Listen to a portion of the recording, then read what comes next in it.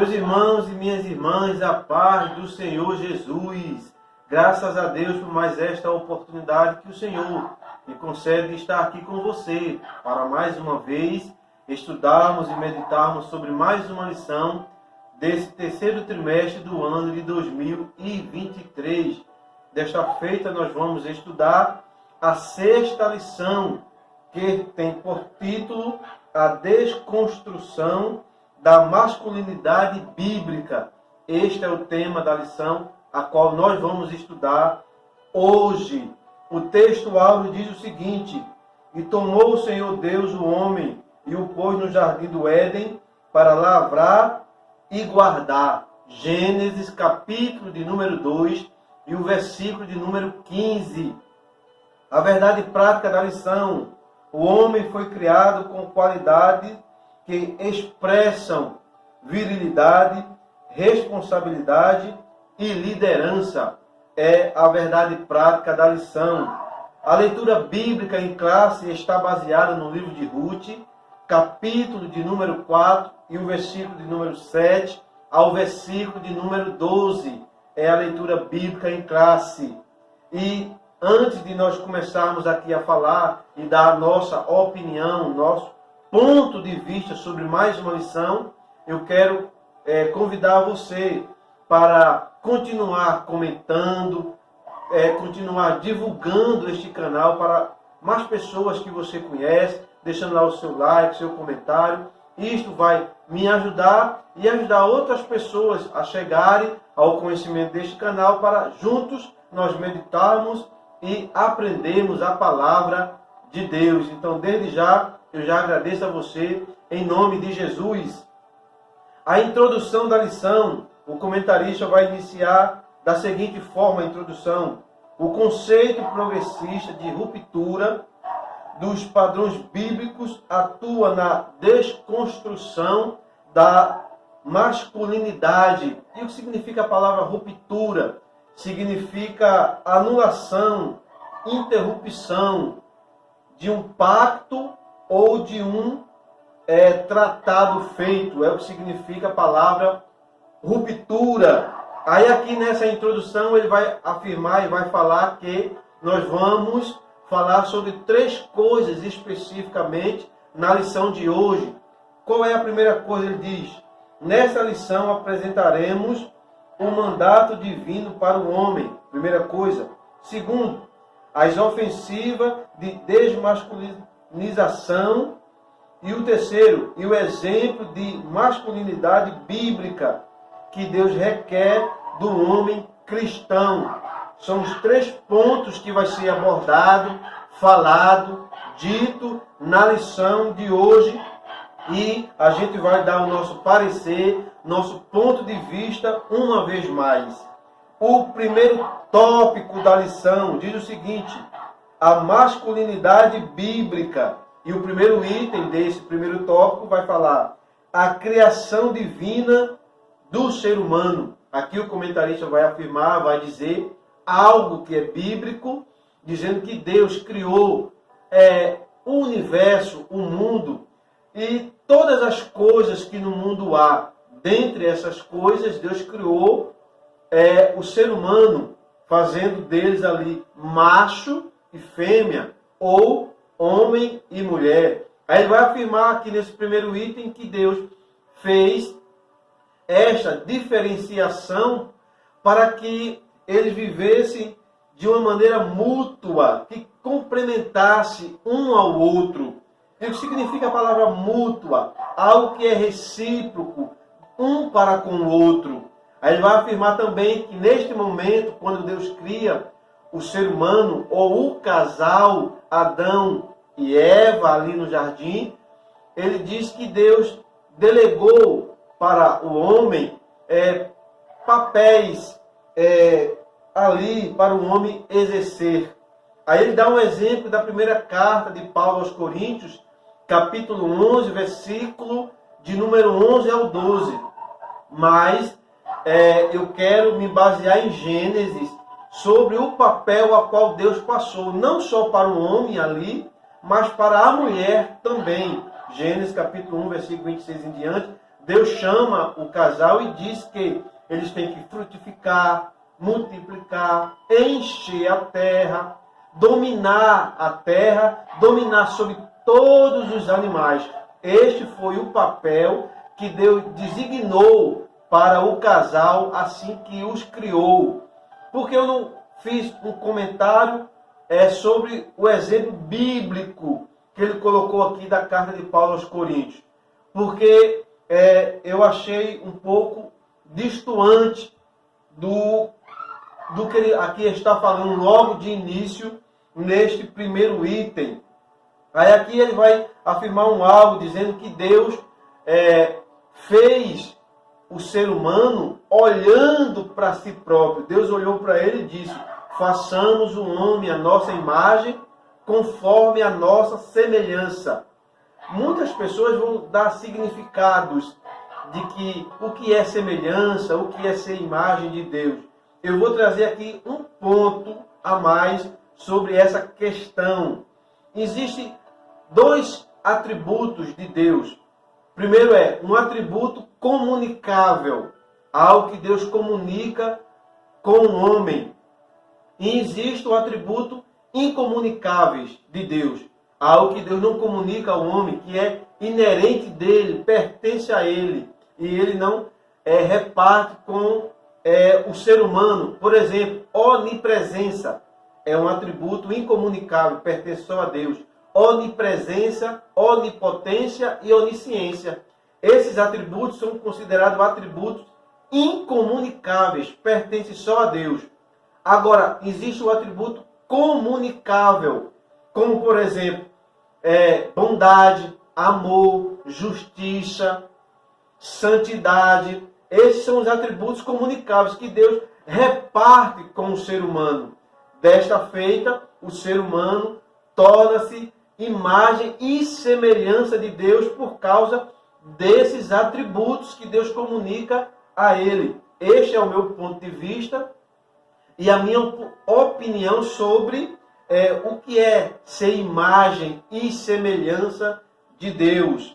Aí o segundo item do primeiro tópico, ele vai falar sobre características da masculinidade. Ele vai afirmar aqui alguns pontos que eu quero aqui pontuar o meu ponto de vista e a minha opinião. Como, por exemplo, ele vai dizer o seguinte: ao criar o homem, Deus lhe confiou duas tarefas primárias e essenciais: cultivar e guardar. É o que também está escrito no texto áureo, é o mesmo exemplo bíblico. Gênesis, capítulo de número 2, versículo 15. E depois ele segue. Esses dois termos resumem o mandado divino para o comportamento masculino. Significa que as funções de provedor e protetor são próprias da natureza do homem. Ou seja, ele está afirmando aqui que essas funções de protetor, de provedor, de cultivar e guardar são inerentes do ser humano, ou especificamente do homem. Mas duas questões para você que vem me acompanhando em meu canal no YouTube. Você, minha irmã, você, meu irmão.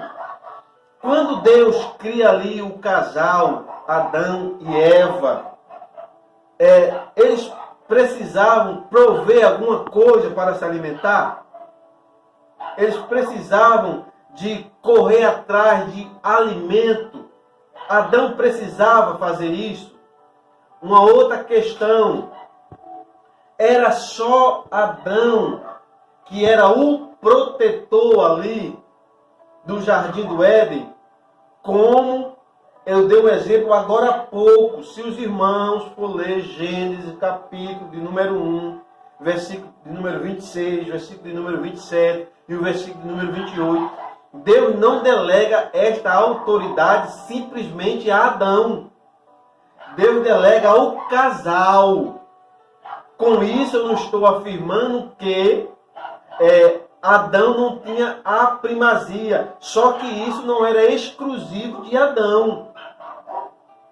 De maneira nenhuma. Deus chamou o casal e disse: dominai-o e sujeitai a terra, e domine sobre todos os animais. Lê o texto que você vai ver que essa função, que esta tarefa foi dada não só a Adão, mas a mulher sendo participante ativa deste mandado de Deus. Então, duas questões para os irmãos pensarem, analisarem e dar a sua opinião e o seu ponto de vista sobre essa questão que aqui eu estou a falar. Aí ele vai seguir dizendo o seguinte: neste sentido, Paulo ratifica que cabe ao homem proteger sua esposa e família, bem como prover-lhe uma vida digna. Ele dá um exemplo bíblico aqui. Efésios capítulo 5, versículo 28 ao 30. Só que a palavra que está escrita em Efésios capítulo de número 28 ao 30 não significa um prover no sentido social. No texto de Paulo, a carta aos Efésios, esse texto aqui, a qual ele está usando aqui para dizer que o homem tem que prover para a mulher uma vida digna, isto é verdade. Agora, o exemplo bíblico que ele deixou está falando de um prover espiritual. É o que está no texto. E não prover no sentido social, de prover, um exemplo, alimentação, vestimenta. Isto, hoje em dia, está incluso em tudo que faz parte da sociedade. Eu estou refutando o texto bíblico, dizendo que o texto não está falando especificamente, ou não está falando de modo nenhum, de uma questão social, mas o texto ali é uma questão espiritual. Um outro exemplo desse item é quando ele vai dizer o seguinte: nesse aspecto, a Bíblia ensina ao homem a honrar a mulher com toda a dignidade. Ele dá um exemplo bíblico. 1 Pedro, ou 1 de Pedro, capítulo de número 3, versículo 7. Lê o texto. Você, minha irmã, você, meu irmão, lê o texto.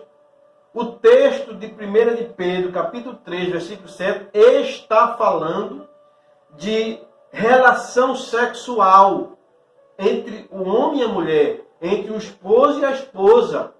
É o que diz o texto. Vós, homens, coabitai. Um dos significados da palavra coabitar é ter relação sexual. E o que é que Pedro ali estava falando?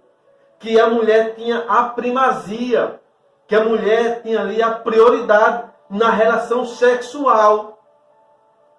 É o que Pedro está falando ali. Então, quando ele está dizendo aqui, nesse aspecto, a Bíblia ensina ao homem a honrar a mulher com toda a dignidade. Então, ele abrangiu o leque. Só que o texto bíblico que ele citou fala de ato sexual. E isso é muito importante. Quando Pedro aqui está dizendo, o apóstolo Pedro, está dizendo que a gente tem que, no ato, a mulher tem que ter a primazia, tem que ter a prioridade. Terceiro item do primeiro tópico, a liderança masculina. Deus confiou ao homem a responsabilidade da liderança. Ele deu dois exemplos bíblicos. Porque eu estou explicando, dando a minha opinião, o meu ponto de vista sobre os exemplos bíblicos que ele dá mediante a cada fala que ele coloca aqui na lição. A cada algo que ele explica, ele dá um exemplo bíblico. Porque eu estou explicando, dando a minha opinião, falando sobre o texto. Porque às vezes destoa sobre o que ele está falando, o exemplo bíblico que ele dá. Quando ele fala aqui que Deus confiou ao homem a responsabilidade de liderança, ele está falando o seguinte: foi só ao homem que Deus passou a liderança. Aí ele deu um exemplo de Gênesis capítulo 1, versículo 26. Eu já expliquei esse texto. Que não foi só ao homem, a mulher estava junto e a responsabilidade de liderança era dela também. E o exemplo de Gênesis capítulo 3, versículo 16, se for pegar o pé da letra isso aqui, irmão, pelo amor de Deus, depois ele vai dizer algo aqui. Na Bíblia, Deus é a cabeça de Cristo. Cristo é a cabeça do homem e o homem é a cabeça da mulher. Exemplo bíblico. 1 Coríntios, capítulo 11, versículo 3.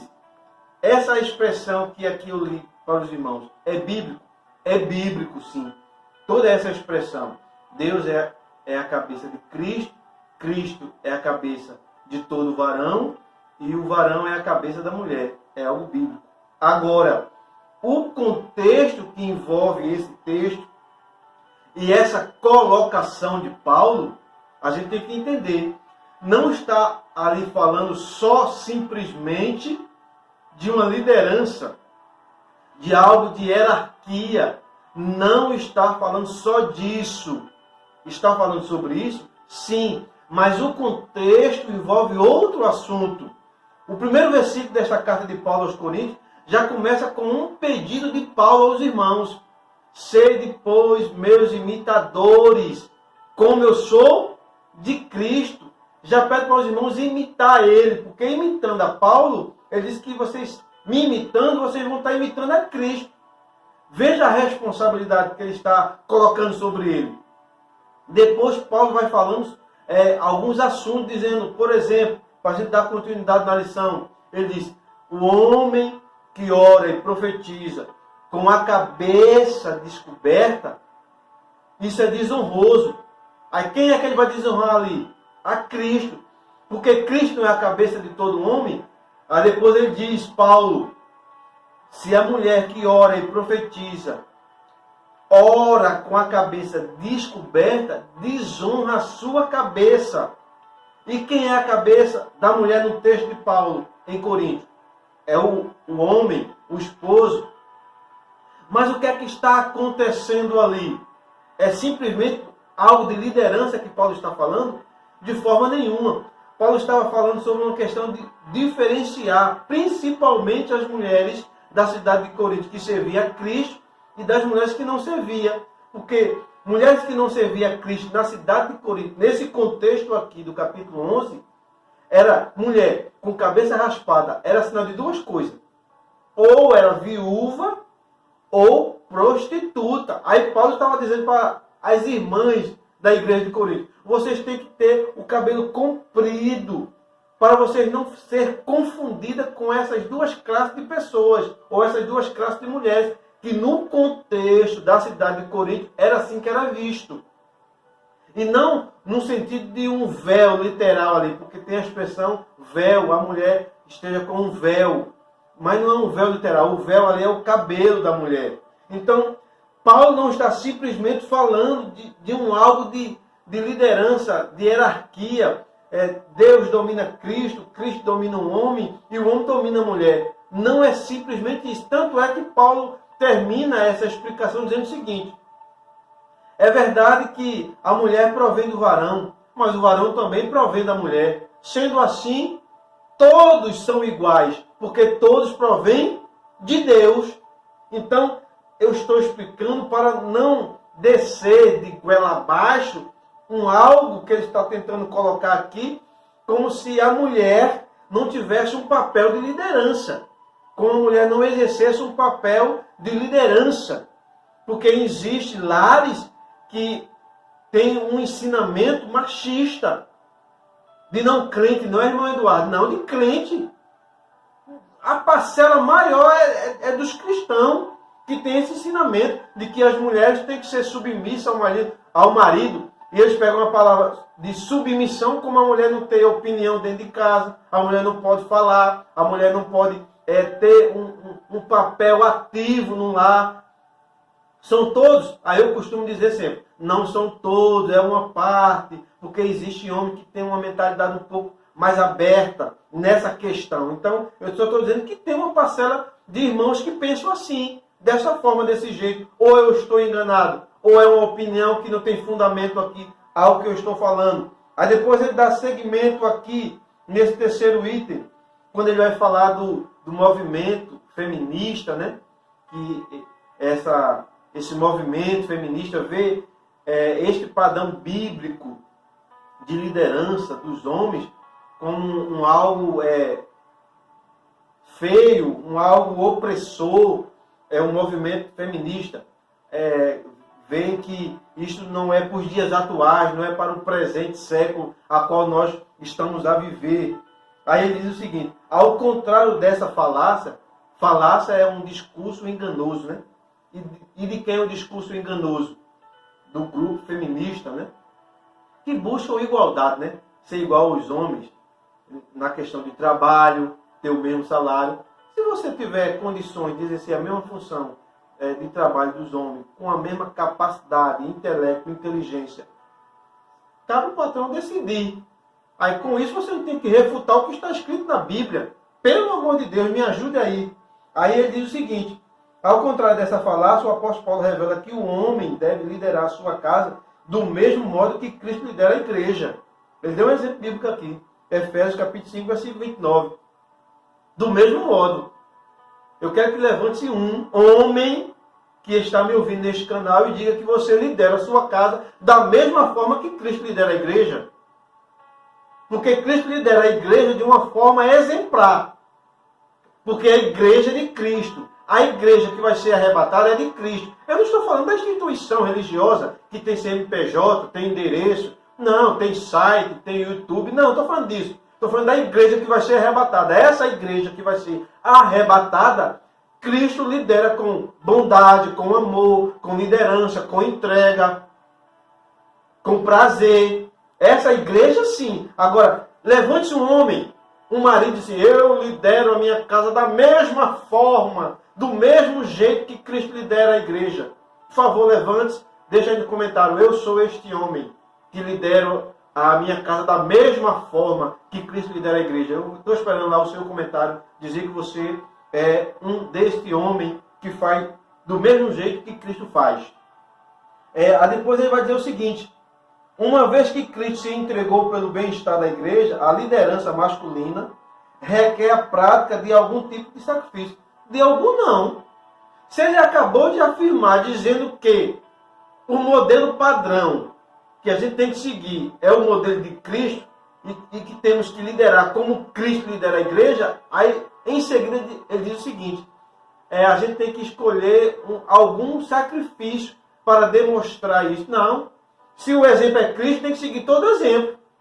Não é escolher algum aleatório. Não. Se o padrão é Jesus Cristo, siga todo o requisito dele e não escolha algum tipo de sacrifício.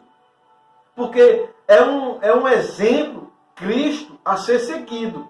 Agora, nós como seres humanos, nós como homem, ou como a raça humana, vamos estar sempre falhando, errando, cometendo equívocos, porque nós somos limitados. Com isso, eu não estou fazendo apologia ao erro. Temos que procurar sempre melhorar, buscar sempre aperfeiçoamento. Mas nunca chegaremos ao padrão de Cristo. Isso aqui é uma utopia. Isso é uma utopia, literalmente. Não tem como, é impossível isto acontecer. É impossível. O segundo tópico da lição diz o seguinte: a erosão da masculinidade. A palavra erosão significa processo de desgaste. Aí esse tópico vai afirmar, ou vai falar, ou dar a entender que está acontecendo um desgaste na masculinidade. Como, por exemplo, o primeiro item, ele vai afirmar aqui, vai dizer uma vez mais, é algo que ele vem falando corriqueiramente nas lições, a apologia à homossexualidade. Nesse item aqui, ele vai falar sobre a questão da ideologia de gênero, que nós já falamos e pontuamos e demos o nosso parecer sobre isso, mas estamos em mais uma lição, apologia sobre a ideologia de gênero. O que está aqui no item é algo que os irmãos e irmãs estão cientes, né? Porque a mídia está propagando isso, falando isso, sobre que quando a criança nasce, o bebê nasce, ele não nasce no sentido com um sexo definido. Nasce com um sexo neutro. E vai falar aqui que não é pelos órgãos que devemos definir se é menino ou menina. É pelo quê? Esse povo que defende essas teses da ideologia de gênero vem com essas teses absurdas, sem nexo nenhum. O meu problema, irmãos e irmãs, não é essas pessoas propagarem isso. É ter quem acredite. É ter quem dê crédito a uma aberração dessa. Tem que se fazer, por mais duro que seja, mas é bíblico, fazer o que Deus disse, ou deixou escrito na carta de Paulo aos Romanos, capítulo de número 1, versículo 26, 27, 28. Se você ler esse capítulo, você vai dizer que chegou o momento de que Deus abandonou, deixou este povo. O correto é este aqui. Isto aí é pecado. Isso não está certo. Isso é errado. Homem com homem, mulher com mulher. A prática do homossexualismo. Deus estava abominando isso. Aí o povo não estava dando ouvido. Aí o texto bíblico vai dizer o seguinte: Deus entregou as paixões infames. Deus abandonou, deixou. Vocês querem praticar? Pratiquem. Façam. Exerçam o que vocês estão querendo. Só não vai colocar este ensinamento de todo jeito dentro das igrejas. Não pode isso. Nós temos que refutar. Aí Deus disse assim: se vocês não querem seguir o correto, então vocês sigam o caminho de vocês. A grosso modo foi isso. Eu estou ensinando o correto, a maneira correta, que tem que ensinar. E vocês não estão querendo viver nessa prática, então vivam. Vivam praticando, não tem problema nenhum. Relacionamento antinatural para Deus. Tudo bem, essas pessoas defendem essa tese. Ideologia de gênero, apologia ao homossexualismo. Né? Tudo bem, defende. E diz que o erro é o heterossexual, é muito machista. Se houver mulher com mulher e homem com homem, como é que vai haver procriação? Acabou a humanidade. Acabou a raça humana. Porque para ter procriação, para ter multiplicação da espécie, tem que fazer o que Deus falou em Gênesis. Para o casal, Adão e Eva. Multiplicai, enchei a terra, frutificai, ou seja, se relacione sexualmente, porque só através do sexo entre homem e mulher é que vem a multiplicação da espécie. Deus criou, eu quero falar em alto e bom som, para essa classe de pessoas que faz apologia ao homossexualismo, à ideologia de gênero. Deus criou um casal no Jardim do Éden e disse: você é Adão e você é Eva. Deus não criou Adão e Ivo, não. Foi Adão e Eva. E ponto final. É isso que está na Bíblia e é a Bíblia que tem que prevalecer mediante essa apologia incabível dessas pessoas. Podem falar, podem opinar, podem acreditar nisso. Não tem problema nenhum. Mas a Bíblia refuta. A Bíblia condena. Agora, quiserem continuar praticando, pratiquem. Deus entregou. Então, a gente tem que seguir o que Deus nos orienta. Vivam a vida de vocês. Não tem problema nenhum. Vivam. Só não queira trazer esses ensinamentos para dentro das escolas, dentro dos lares, dentro da igreja. Vivam a vida de vocês. Não tem problema nenhum. Vocês têm um livre-arbítrio de fazer o que vocês querem fazer da vida de vocês. Mas a Bíblia, para nós cristãos, é a nossa regra de fé. O segundo item desse terceiro tópico vai falar sobre a responsabilidade negligenciada. Ele vai abordar aqui, praticamente nesse item, algo sobre homem e mulher, um casamento, né, que sofre um desgaste, está sofrendo esse desgaste. Ele vai afirmar aqui, praticamente, nesse item, porque está acontecendo algo chamado negligência, particularmente do homem. E por isso é que muitas das vezes acontece os desajustes familiares que ele fala aqui, o divórcio, dizendo que a responsabilidade primária é do homem, prover, proteger, guardar a família, ir para o trabalho, conseguir o pão de cada dia. tudo bem, isso é verdade. Eu quero dizer que isso é verdade, eu concordo.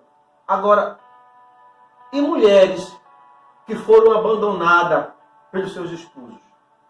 Que vivem só, que exercem um papel de liderança dentro de casa, que exercem um papel de pai e de mãe ao mesmo tempo.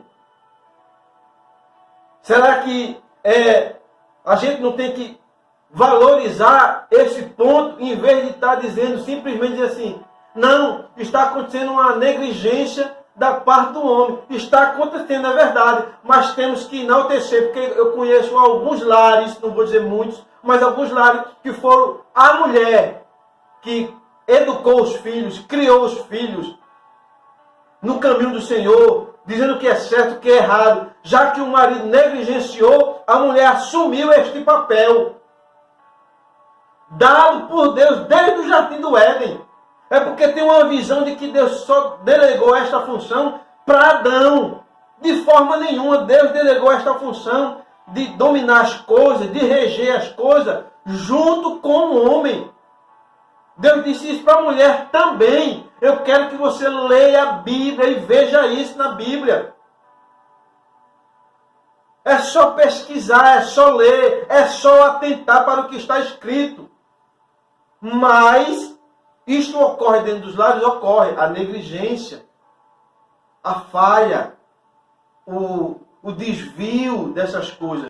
O terceiro item desse segundo tópico vai falar sobre crise de liderança. Ele vai afirmar aqui, a crise de masculinidade tem gerado homens incapazes de exercer liderança.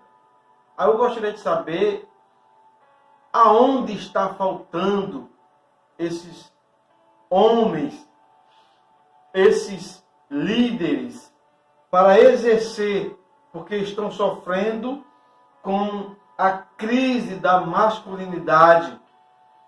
Em que área ele está querendo apontar aqui que está ocorrendo esta crise, que está ocorrendo essa escassez? Em que área está faltando isto? Ou que está ocorrendo o desgaste? Ele deu um exemplo aqui sobre o profeta Ezequiel, dizendo que naquele período, nesse contexto, estava ocorrendo algumas coisas, como por exemplo, corrupção, fraudes, mentira, opressão, extorsão, imoralidade, injustiça e violência. Eu citei Ezequiel.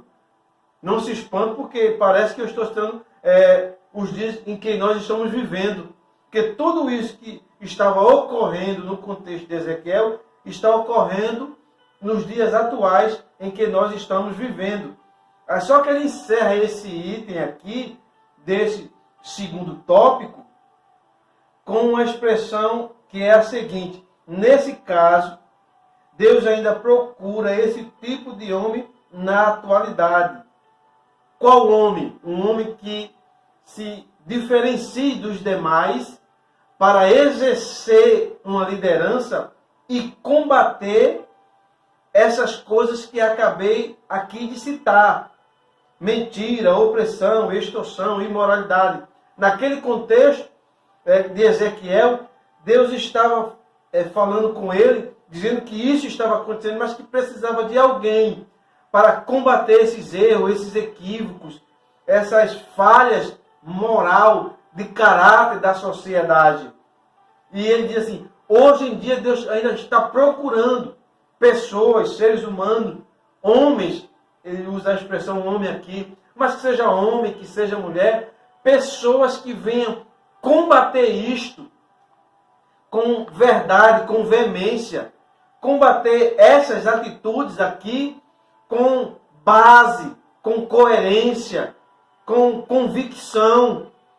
Então, se Deus está procurando, quem se dispõe em ser este homem ou esta mulher que vai combater essas coisas, que vai dizer que isto está errado, que isto está equivocado? Quem se dispõe, quem levanta-se e diz assim, eis-me aqui, Senhor, use-me a mim, eu quero ser este tal que o Senhor procura. Terceiro tópico da lição, diz assim, Boaz, símbolo bíblico de masculinidade. O nome Boaz significa rapidez ou força. Aí ele vai dizer no primeiro item do terceiro tópico, modelo de generosidade. Quem? Boaz. Aí vai falar que Boaz era um parente de Elimeleque. Elimeleque significa meu Deus é rei. Ele vai abordar aqui nesse item sobre Noemi, que significa o nome Noemi, agradável. Vai abordar também Ruth, que significa companheira ou amiga. São os nomes desses personagens que aqui citei. Ele vai falar que Boaz é um exemplo de generosidade, é um modelo de masculinidade bíblica. Tem um ponto aqui nesse item que ele vai dizer o seguinte, Ruth foi trabalhar no campo de Boaz. Só uma questão semântica aqui, se você ler o texto, capítulo 2 de Ruth, você vai ver que ela não foi trabalhar no campo de Boaz. A princípio, ela saiu para trabalhar em um campo. Aí o texto vai dizer o seguinte, que caiu sorte ela adentrar nas terras de Boaz, mas ela não saiu de imediato para trabalhar no campo de Boaz, tanto porque ela não conhecia Boaz e nem Boaz a conhecia, no caso, Ruth eu estou falando. Só uma questão aqui semântica para explicar o texto. Depois ele vai afirmar algumas coisas aqui nesse item, dizendo que Boaz tratou Ruth com generosidade. Tratou Ruth também protegendo ela, fez com que Ruth se alimentasse. E por que Boaz fez tudo isso com Ruth? Quando assim ficou sabendo, pelo um dos seus empregados, que Ruth era aquela que saiu da sua terra, tinha deixado seu pai, sua mãe, a sua terra natal, para acompanhar a Noemi. Quando Boaz fica ciente disso, Boaz toma algumas atitudes como essas que aqui está nesse item, favorecendo ela também ali no colher das espigas do trabalho dela daquele dia. Ele dizia aos moços, deixe cair algumas espigas, deixe ela adentrar nas eiras para pegar, e vocês não repreendam ela. Por que Boaz favoreceu ela? Por que Boaz fez isso com ela, beneficiou ela? Pelo algo que ela tinha feito com a sua sogra. E eu quero aqui trazer uma palavra profética para você nesta lição. O seu trabalho que você faz para alguém, sem pensar em ter algo em troca, sem barganhas a fazer. Mas você faz porque você quer fazer, quer ajudar, se dispõe em fazer, se dispõe em ajudar. Não se preocupe. A situação pode estar adversa. O cenário pode estar dizendo o contrário. Mas vai chegar o momento de que Deus vai criar uma situação e o seu trabalho ser lembrado por alguém.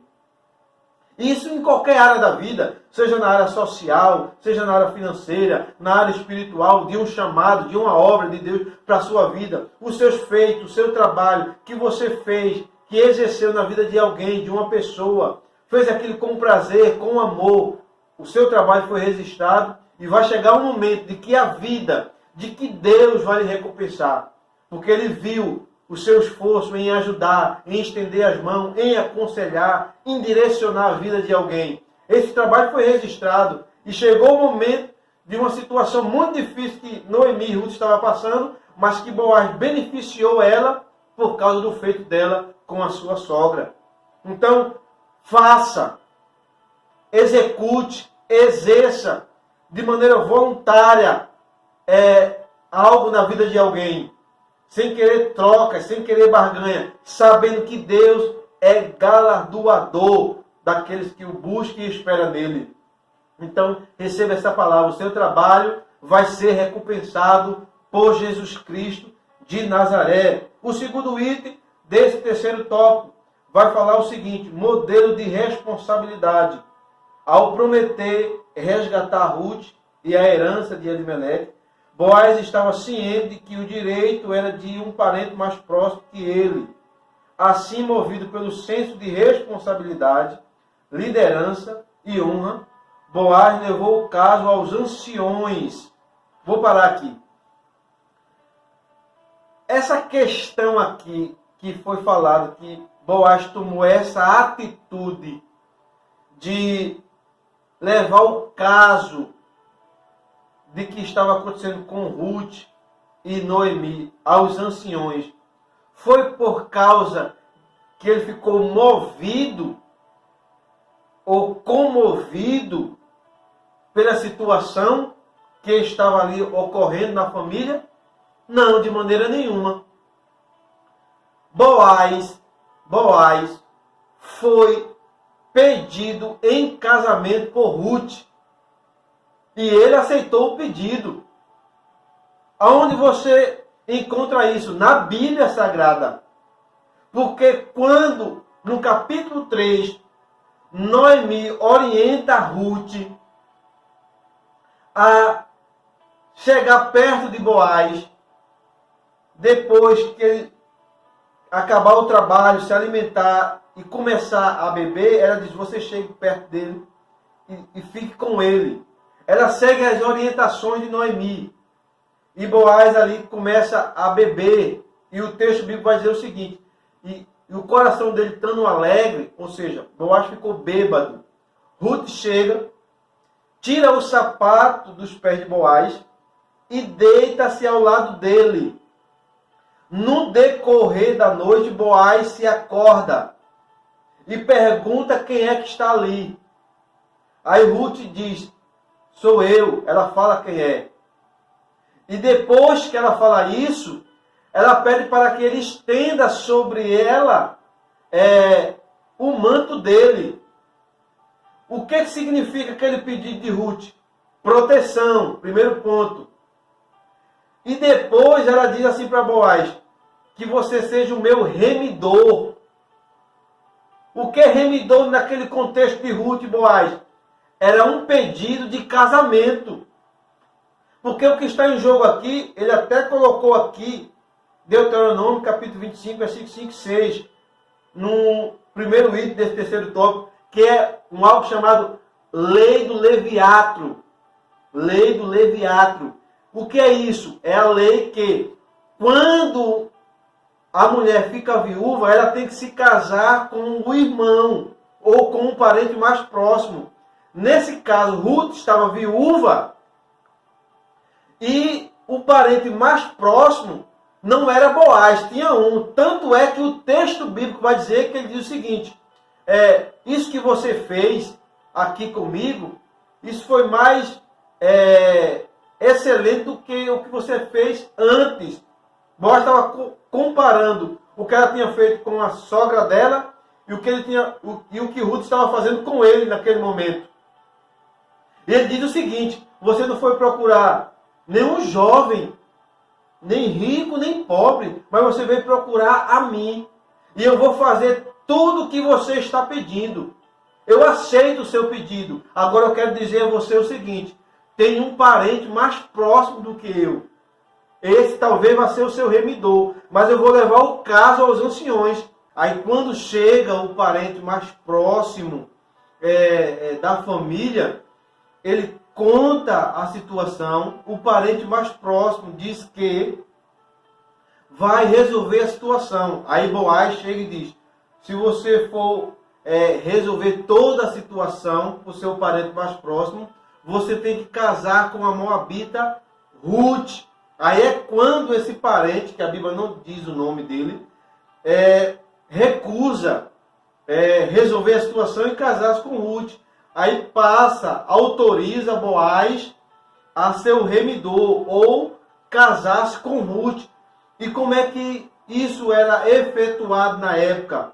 O remidor, o parente mais próximo, diante das testemunhas, diante dos anciões, ele tirava o sapato dos seus pés e dava para a outra pessoa. No caso, Boaz pegou aquele sapato e diante do povo, diante da testemunha, Boaz estava legalmente com autorização de resolver a situação da família e casar-se com Ruth. Foi isso que ocorreu e é isso que afirma esta lei chamada Lei do Leviatro. Então, uma outra prova disso é que quando Ruth e Boaz casa e tem um filho, e o nome do filho é Obed, que significa servo ou adorador, quem é que cuida do menino? É Noemi. É Noemi que fica responsável pelo menino, por Obed. Quem é que coloca o nome do menino? São as mulheres e Noemi, que coloca o nome do filho de Ruth com Boaz. E legalmente, diante dessa lei, quem era o pai? Era Malom, o viúvo de Ruth. No caso, Ruth era casada com Malom, ficou viúva, né? Ruth ficou viúva. Então, diante dessa lei, quem era o pai era Malom, porque suscitou o nome novamente de Malom. Lógico que o pai biológico era Boaz, mas essa lei tinha todo esse contexto.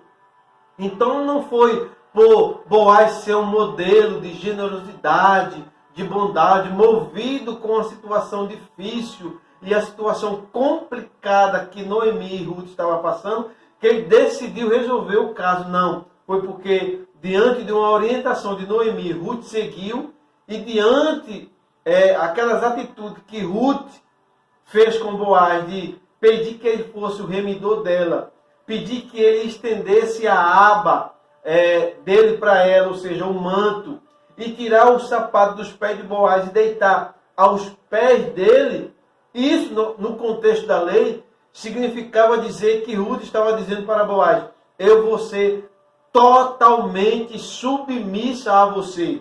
Era o contexto desta lei e esse significado daquele texto. Quando Ruth tira o sapato, quando Ruth pede para ele dar um manto a ela, quando ela pede para ele ser o remidor, ou seja, Ruth estava pedindo para que Boaz casasse com ela. Então esse é o contexto do texto, esse é o contexto da história, e esta é a lei. E é assim que se atua esta lei na época. Então, só para pontuar e trazer um aprendizado prático desta lei das Escrituras Sagradas, para não achar que foi só por bondade de Boaz. Boaz queria ser generoso ao extremo, não. Tinha todo esse contexto. Amém, meus irmãos? Então, eu espero que eu tenha sido bastante claro na lição de hoje, bastante explicativo na lição de hoje. Uma vez mais, quero agradecer a você por estar me acompanhando em meu canal, deixando lá o seu like, o seu comentário e divulgando para outras pessoas. Que Deus possa continuar abençoando a sua vida e a vida da sua família. E até a próxima lição, em nome de Jesus.